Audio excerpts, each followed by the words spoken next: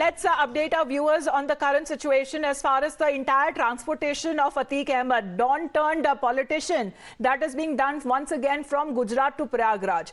This is on the account as far as the Umesh Pal murder case is concerned, where Atiq Ahmed is to be questioned by the police. He will be produced in the court in the Umesh Pal murder case, in which he and 9 other family members of Atiq Ahmed have also been named as the accused. Times Now's team has been tracking Atiq's convoy, which entered Uttar Pradesh from the Jhansi border at around 7:30 this morning. And Atiq once again has repeated his fear for his life, where he had repeated as far as gaadi palat jane ki baat, as he had said the previous time as well, as he was being produced from Gujarat to a Prayagraj court. He had said that the Yogi government's intention is not right and it wants to kill him.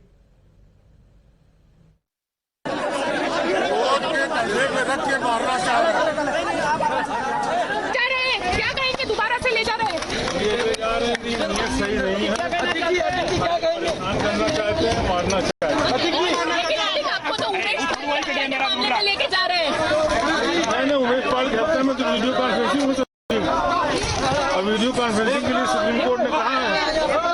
Supreme court का आपको मार देंगे।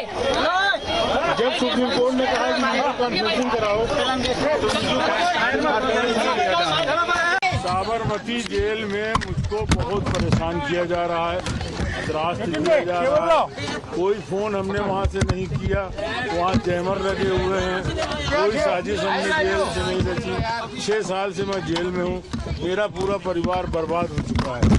सरकार ने कहा मट्टी में मिला देंगे, तो मट्टी में तो मिल गए, अब मट्टी में मिलने के बाद रगड़े जा रहे हैं। Well, there have been heavy security arrangements that have also been made at the Prayagraj court, where he will be produced, and only the lawyers in the case have now been allowed to enter the court, as there have been intelligence teams that have also been kept on high alert. And looking at the sensitivity of the situation, there has been a lot of a deployment of the police that has also been kept in and around the court premises. Mafia Atiq Ahmed को आज Prayagraj court में पेश किया जाएगा। हालांकि लगभग 3 से 3:30 बजे के बीच उसके पहुंचने की संभावना है। उसके बाद सीधे पुलिस की टीम उसे कोर्ट परिसर लेके आएगी। सीजीएम कोर्ट में पेशी होनी है, लेकिन उससे पहले कोर्ट को एकदम सिक्योर कर दिया गया है। मजबूत सुरक्षा बल यहाँ पर तैनात किया गया है। पीएससी बाहर है, अंदर यूपी पुलिस के जवान कोर्ट चैम्बर के बाहर आपको नजर आएंगे। पिछली दफ़ा जब अतीक अहमद को पेश किया गया था तो उस समय एमपी एमएलए कोर्ट में किसी को जाने की इजाज़त नहीं थी, और इस बार भी कमोबेश वैसी ही तस्वीर इस कोर्ट से देखने को मिलेगी।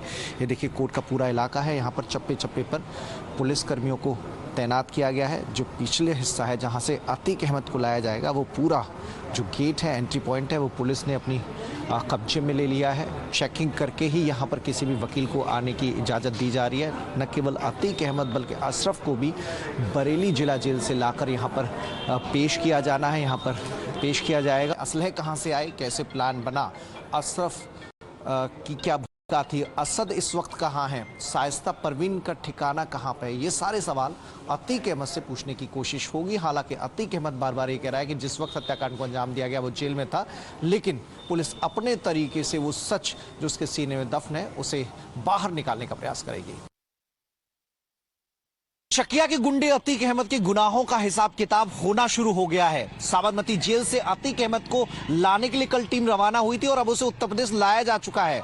लगभग 2:30 से लेकर 3 बजे के बीच अतीक अहमद को पुलिस टीम लेकर कोर्ट पहुंचेगी। यहां से बी वारंट जारी किया गया था, जिसके तहत अतीक अहमद को गुजरात की जेल से यहां पर लाया गया है। कोर्ट में पेश होने के बाद पुलिस की कोशिश होगी कि ज्यादा से ज्यादा दिनों की कस्टडी रिमांड मिल सके। लगभग 14 दिनों की कस्टडी रिमांड पुलिस के सूत्रों से जो जानकारी मिली है, पुलिस मांगेगी।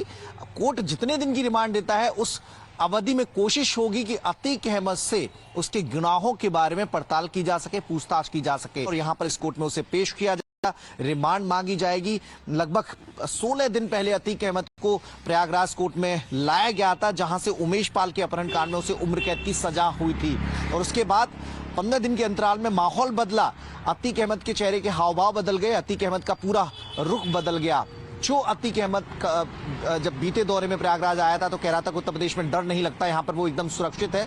अब वो अतीक अहमद डरा हुआ है, भयभीत है, क्योंकि अब सिलसिला शुरू हो गया है उसके जुर्म की जो बड़ी और लंबी फहरिस्त है उसके हिसाब किताब का। Bahubali now turned into a Bhigi Billi with our phone lines now right now open, and all the viewers who are watching the broadcast can also directly call in and we'll take your point of view live on air, because we have been playing out multiple ground reports as well. As far as Times Now team also visiting the police lines in Prayagraj, where the interrogation room that has been built to question Atiq Ahmed. This is with regard of the murder case of advocate Umesh Pal.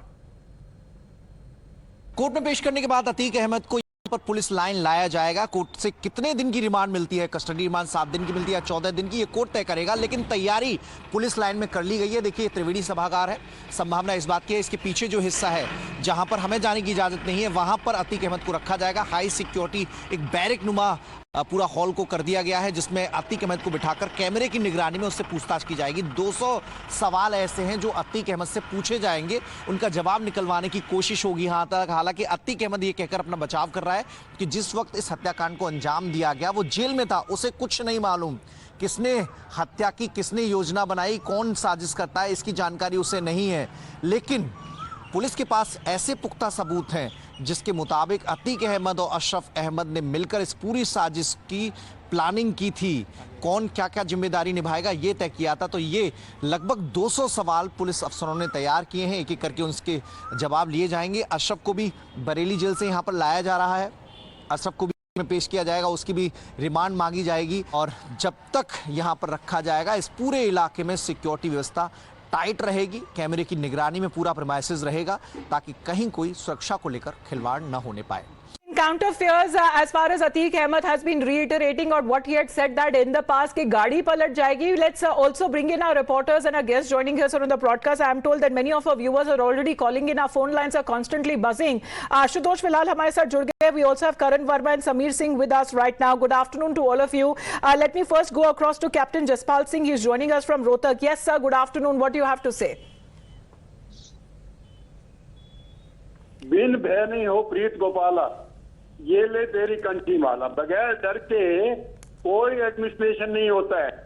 He is now pretending it should be fast track, he should be hand after giving him fullest possible opportunity. गाड़ी नहीं पलटनी चाहिए, सीधा लटकनी चाहिए, so that people know what will you can see the live shooting. Well, that we'll leave it to the courts to decide, Captain Jaspal Singh sir. We'll leave it to the courts to decide. We are told कि अभी थोड़ी देर में उनकी पेशी भी होने वाली है. Nirmal Thakur is also joining in from Indirapuram.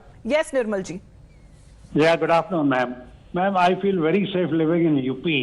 The crime rate has gone down. It is wonderful actually to live in a place like UP. The women were not safe here. Even the senior people, they were not safe here before Mr. Yogi started, when he became the chief minister here. People used to be very scared here. Now mafia, and not only mafia, even the ordinary criminals are scared of police. Police are doing wonderful job, and Mr. Yogi is a very well. Very Nirmal good ji, we have a Samajwadi Party spokesperson also here on the broadcast. I'm sure he's listening to what you have to say, but we'll just get to his reaction right now. But as far as the fears that have to haunt Atiq Ahmed every time that he's been brought from Gujarat to UP, पिछली बार भी कहा था गाड़ी पलट सकती है, इस बार भी कहा कि गाड़ी पलटने के पूरे चांसेस है. Let's listen into what he had said.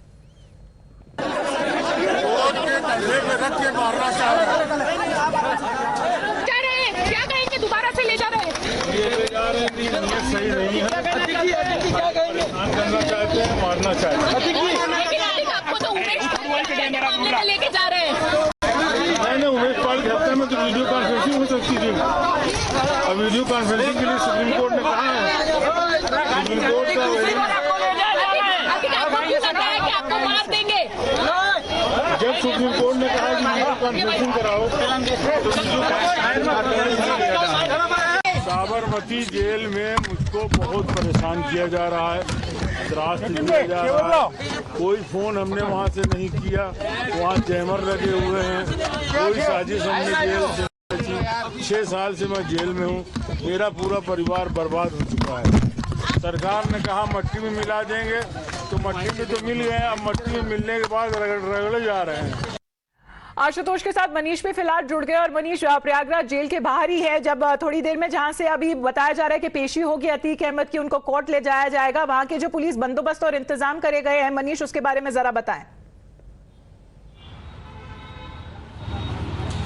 देखिए, आज ही उम्मीद है कि अतीक अहमद को जब पुलिस बल लेकर पहुंचेगा तो कोर्ट में अगर समय से पहुंच पाता है, उम्मीद है कि 5 बजे से पहले पहुंच जाएगा तो उसे कोर्ट में पेश किया जाएगा। कोर्ट में पुलिस रिमांड मांगने की कोशिश करेगी। 7 से 14 दिन की रिमांड पुलिस को चाहिए और इस रिमांड अवधि के दौरान अतीक अहमद से वो सवाल होंगे, वो 200 सवाल, जिनका एक एक करके अतीक से जवाब निकलवाने की कोशिश होगी। 3 टीमें स्पेशल तौर पर गठित की गई हैं जो अतीक अहमद से उन सवालों के जवाब लेंगे जो उमेश पाल हत्याकांड से संबंधित है। आखिर अतीक अहमद बराबर अशरफ से फोन कॉन्टैक्ट क्यों कर रहा था साबरमती जेल से? शाइस्ता परवीन से उसकी क्या क्या बात हुआ करती थी? असद को कैसे जिम्मा दिया गया? उसके पीछे उद्देश्य क्या था? अपने बेटे को हत्याकांड के लिए जो पूरी प्लान बनाई गई, उसमें जो भूमिका दी गई थी कि वो गाड़ी से उतरकर फायरिंग करेगा, तो ये इसके पीछे मंशा क्या थी?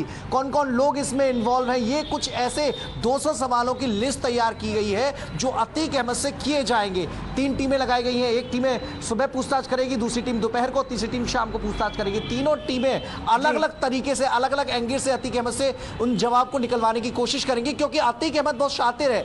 अभी भी लगातार जो सवाल उससे किए जा रहे हैं, वो कह रहे हैं मैं तो जेल में हूं, मुझे उमेश पाल हत्याकांड के बार में कोई जानकारी नहीं है। ये बार-बार डर क्यों सता रहा है करण Verma? Let's get in a word from Karan Verma as well, because time and again, as far as the same template that is being followed by Atiq Ahmed, as his fears that continue to haunt him कि गाड़ी पलट जाएगी। Karan, I think it's a classic case of the pot calling the kettle black. Today, Atiq Ahmed has been convicted already in the kidnapping case, and it's a welcome change. If criminals today are fearing, then that is a welcome sign. Gone are the days when citizens used to fear these criminals. So today, if the trend reversal has happened, and let me tell you, everything is happening as per protocol. He was put in the Sabarmati jail on the Supreme Court orders. He's come in full public glare. So nothing untoward is happening. He's just wanting to distract and extract sympathy from his sympathizers in perhaps the Samajwadi Party or others who have patronized him for years together. And everything is happening as per protocol. And I am happy today. The common man of UP is happy today that there is fear in the eyes of these so-called dreaded criminals like Atiq Ahmed. Right now, because we are continuously playing out the live reactions of our viewers as well, and Samir ji, this is all happening live, sir, as you are, I'm told, also listening to those reactions, those call-ins that are happening, and I'm told that from Bengaluru, Mr. Anil Deshpande is with us here. Sir, good afternoon. Good afternoon, Anta. Just I want to tell that what steps these UP people have taken, police have taken, it is really appreciable things, and it should be keep in one thing. Second thing, those who are supporting these gundas, they should also be brought to book. This is what I wanted to tell. All right, sir. Thank you very much. Appreciate you joining us here on the phone line, Mr. Deshpande. Ashutosh, फिलहाल अभी के जो इंतजाम जितने करे गए हैं, बताया जा रहा है थोड़ी देर में वहां पहुंचने वाले, लेकिन अभी यहाँ पे जो अशरफ है, उनकी वाइफ, उनकी बीवी का नाम भी अब सामने आ रहा है। फातिमा जनाब कौन है और उनके पीछे क्या केस अब दायर करा पुलिस की तरफ से?